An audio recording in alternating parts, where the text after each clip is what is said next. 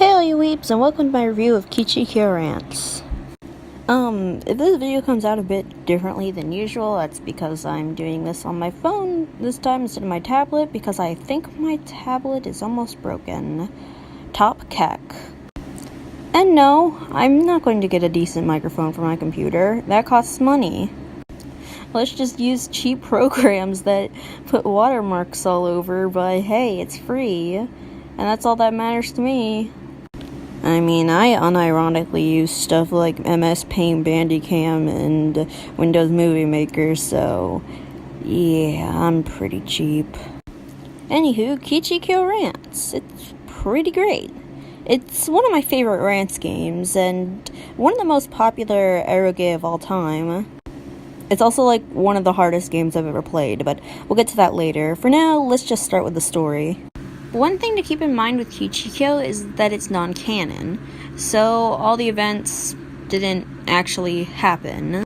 At the time, Alisoft wasn't in the best situations. If I remember correctly, they were almost bankrupt at that point, so they decided to make Kichikuou as their swan song of sorts, putting in almost every idea that they had for the series. Most of these ideas would be reused in future Rance games, such as the nations of Zeth and Hellman, and all the stuff dealing with the Monster Realm, the AL Church, etc. Many characters also make the first appearance here, but a lot of them changed drastically in the canon versions. Sheila would be probably the biggest example of this. Usually with these differences though, I don't really have a preference. They're both really great.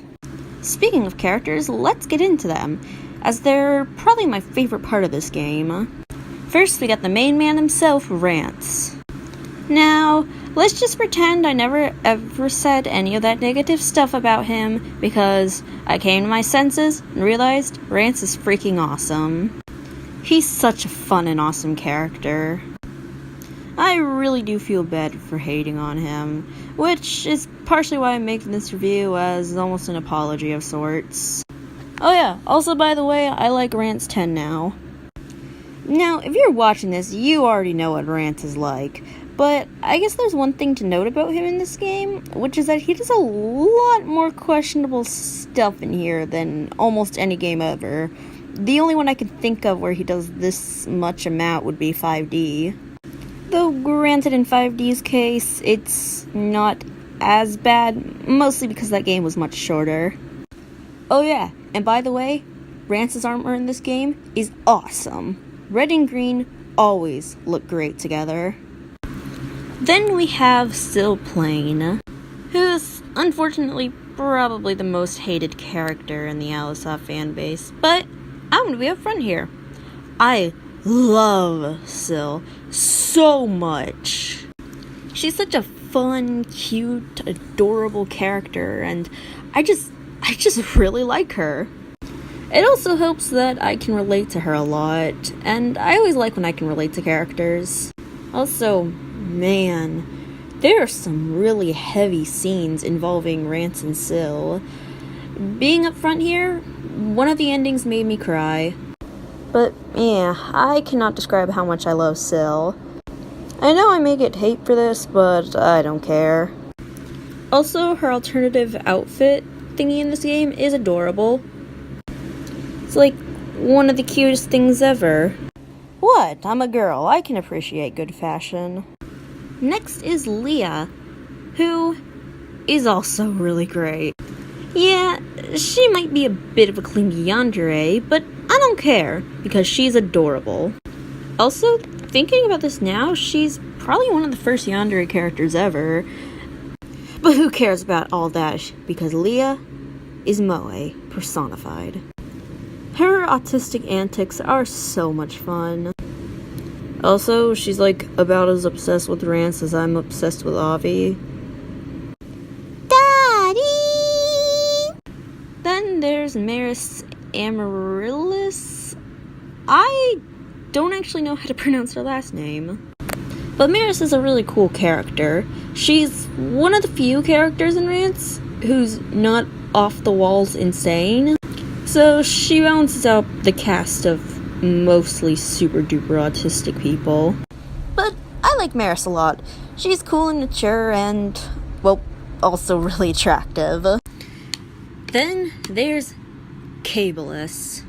Autism personified. Don't get me wrong though, K-Tron's awesome. And like, call me weird all you want, but I can't get over the fact that Kichikuou is like really cute. I mean, he's like a weird squirrel monster dude, but I don't know, there's just something adorable about him. Maybe it has something to do with just how, I don't know, obsessive he is with Camilla for his appearance. I have no clue. Somebody please help me. Oh yeah, by the way, Avi, because of you, I can only hear him with that voice you gave him. You know the one I'm talking about. Don't actually expect me to try and do it right now though, because my voice kinda hurts from talking. That's why I have water with me right now. Fun fact, every time I watch anime, I drink water. It's like the weirdest thing about me. Like, I honest to God cannot watch anime without having water nearby. Yes, I am that autistic. Next is Camilla. She seems to be the fan favorite character. And yeah, I really like her a lot. Ignore that sound mess up thingy. I'm too lazy to re-record this. Man, I cannot whisper to save my life. Anywho, Camilla is a really cool character. I like her a lot. Some of you may know of my odd obsession with Dark Lords. Not gonna go into that here. Granted, if you do enough digging, you can find it, but let me just say Dark Lords are like my favorite part of the Rance lore. They're cool! Yeah, that's why I like Dark Lords. They're cool. Okay? I like cool things. Also, like, every Dark Lord who's a female is a waifu. Speaking of waifus, bam, Hornet, waifu personified. I love her so much. She's so cool and mature and just awesome. I've just now realized I tend to use the same adjectives all the time. But I don't really care. There's not too much for me to say besides the fact that I just love Hornet a lot. She's one of my all-time favorite Rance girls, and one of my all-time favorite girls in general. Speaking of favorite Rance girls and favorite girls in general, there's Satella. That was a very weird way to say her name. But Satella is, while a tsundere character, very likable. She's one of my all-time favorites of said archetype. And man, she shines so much in this game. Along with that, her power suit is awesome. In general, I just really like Satella a lot. Oh yeah, and shout out to Tofu Guy for being a pretty cool dude. And your waifu is awesome. Miki/Little Princess is the Demon King. Yeah, she was a meme with some of my real life friends just due to the fact that I found it to be really silly that a cute anime girl is like a demon that likes to kill literally everyone in humanity. How the heck am I supposed to word things? Generally, Miki is very nice, but she tends to get very emotional at times. I know some people don't like that about her, but with the exception of Alicenki, where it sometimes gets annoying, I don't really have a problem, and she has a reason to be really sad about things. Also, Miki is like, at the same time, one of the most useful units and one of the most useless units.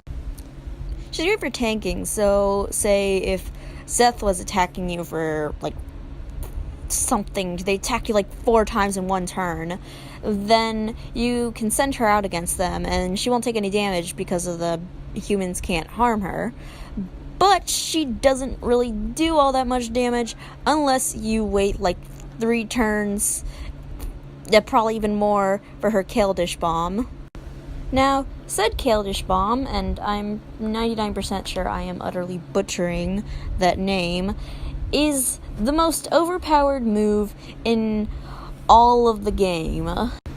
For most characters, not including Dark Lords, it will completely kill them. However, the thing with it is that it takes, not only do you have to wait, 3 or more turns, and the battle will be almost done by the point you finish charging, but you can't even charge every turn because Miki gets nervous and can't focus. She will sometimes randomly use it, but for me at least the chances are very rare. Don't take this as me complaining though, since I do really like how balanced it is. Well, sorta balanced. And finally, there is good old Kentaro-kun, aka the original JRPG protagonist, coming even before Warrior of Light. One thing to note about Kentaro in this game is that in comparison to Sengoku Rance, he's a lot more serious in this game. Not even joking, it took me like 5 times to say Sengoku Rance instead of Rance 6. I'm starting to realize I think I say like too much. But anyways, go. Did I just say go? Oh my gosh, I'm way too obsessed with Daibansho, help me please. But anyways though, Kentaro is still pretty cool. Though, thanks to someone I was talking with on Discord yesterday, I cannot unsee Sailor Uranus in his design. But that's not a bad thing since she's one of my favorite characters in Sailor Moon. As for my other favorite characters, there'd be way too many to list. And I can't go into every single character that appears in here because that would take way too long.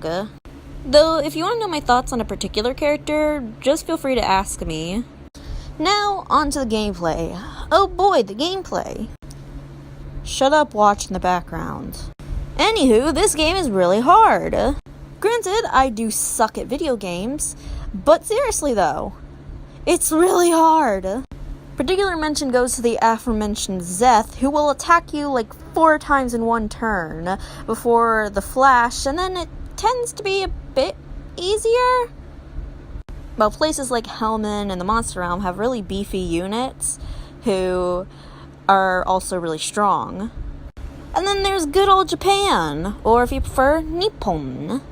I think almost everyone who's played this game has gotten game overed by Shinobu and Gecko. I love them, they're 2 of my favorite Rance characters, but man, they are just such a pain to deal with. I know this is frowned upon, and I'll probably get a lot of hate from this, but if you are having too much trouble with this game and its gameplay, don't hesitate to use something like Spoiler AL. Since I do genuinely really want other people to experience the great story Kichikuou has. But despite how hard the gameplay is, it's still a lot of fun, and nothing beats, well, when you beat a really hard boss and you're just super happy about it, and you scream in like the middle of the night and wake people up. I've totally never done that on accident when playing Touhou. Hey, in all fairness, Legacy of Lunatic Kingdom's like the hardest game ever. When it comes to graphics, they are very nice. Kichikuou's character designs are some of my favorites ever. Shoutouts in particular go to Kaoru for being really cute, and Sheila for being just absolutely beautiful. Now, most of the designs have changed in the canon version, though they're to varying levels. Someone like, say, Cecil, for example, hasn't really changed at all, while someone like Ko got a complete overhaul in the canon version. Most of the time, though, I like both versions about the same. As for CGs, they're, for the most part, really pretty. The exception for the ones that aren't would happen to be the really bad rape ones, for obvious reasons. When it comes to the H-teens with Rance, though, there's a wide variety, which is something I think Alisoft excels in. As for the soundtrack, man oh man, this has got to be one of the most amazing soundtracks of anything ever. There's nothing really much to say about it, other than the fact that it is just so great. It also introduced some really iconic songs of the series, such as, say, for example, Ontology and Rough Edge. Though, random note about the music, Zeth's theme sounds so Indian. Oh yeah, and by the way, the entire reason I uploaded Kichikuou's soundtrack was actually just because I really love the AL Church's theme in there. Church-like music is my favorite kind of music, so That's right up my alley. There's nothing really else to say about the soundtrack other than the fact that it's just perfect. So, should you play Kichikuou Rance? Yes! I know I recommend, literally everything, but I highly recommend this one. If you're a fan of the Rance series, or Alisoft in general, you need to play this game. It's very important to its history, and it's just a really, really great story. Heck, even if you don't like Alisoft because you have bad taste, seriously, how do you not love Alisoft? You should still play this, just due to how important it is to eroge history. To me, Kichikuou is what sums up the entirety of the Rance series. A large, plot-driven, and character-driven, epic story with tons of well-written and lovable characters. While the series is over now, unfortunately, we still have tons of masterpieces that are in the series that we can remember, and it ended on a perfect note. I recommend that you guys get around to playing Kichikuou Rance right now, especially with Rance 10's translation being picked up, which I am so happy about because after replaying the game recently, I realized that game is so great, and it's so well written. It's just, such a masterpiece. I love the Rance series so much. Sorry about my gushing. I just kind of wanted to explain just how I feel about the series. Well, that's all I got for now. Bye, weebs.